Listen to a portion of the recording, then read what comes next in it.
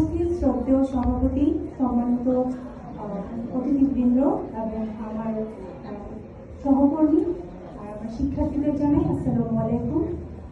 আজ 12ই মে আন্তর্জাতিক নার্স দিবস। এই বিশেষ দিনে আমি গভীর শ্রদ্ধা ও কৃতজ্ঞতা জানাই বিশ্বের সকল নার্সের প্রতি যারা প্রতিদিন মানুষের সেবায় নিজেদের উৎসর্গ করেছেন। এই দিনটি মূলত একজন বিশিষ্ট নার্স ফ্লোরেন্স নাইটিঙ্গেলের জন্মদিন উপলক্ষে পালন করা হয়।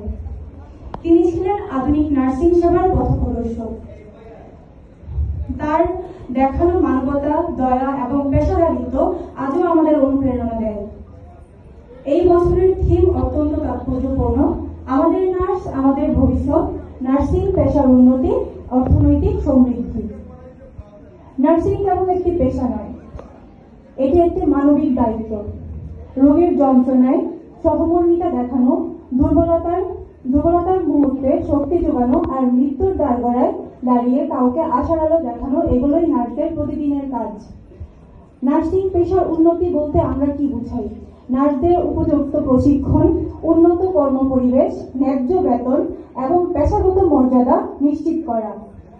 এবং এটি কেবল নার্সদের জন্য নয়, এটি দেশের স্বাস্থ্য ব্যবস্থার ভিত্তি আরো শক্তিশালী করার জন্য অত্যন্ত জরুরি। আর অর্থনৈতিক সমৃদ্ধ হলো, যদি আমরা নার্সিং পেশায় বিনিয়োগ করি, নার্সদের দক্ষ করে গড়ে তুলি, তবে তারা স্বাস্থ্যসেবার মান উন্নত করবেন। কমবে অসুস্থতার হার, বাড়বে জনগণের কর্মক্ষমতা, যা একটি দেশের অর্থনীতিকে আরো গতিশীল করবে। আজকের দিনে আমাদের উচিত নিজেদের পেশাগত মান উন্নয়নের অঙ্গীকার করা, রোগীদের প্রতি শ্রদ্ধা ও ভালোবাসা বজায় রাখা এবং একে অপরের পাশে থেকে সম্মিলিতভাবে স্বাস্থ্যসেবায় অবদান রাখা।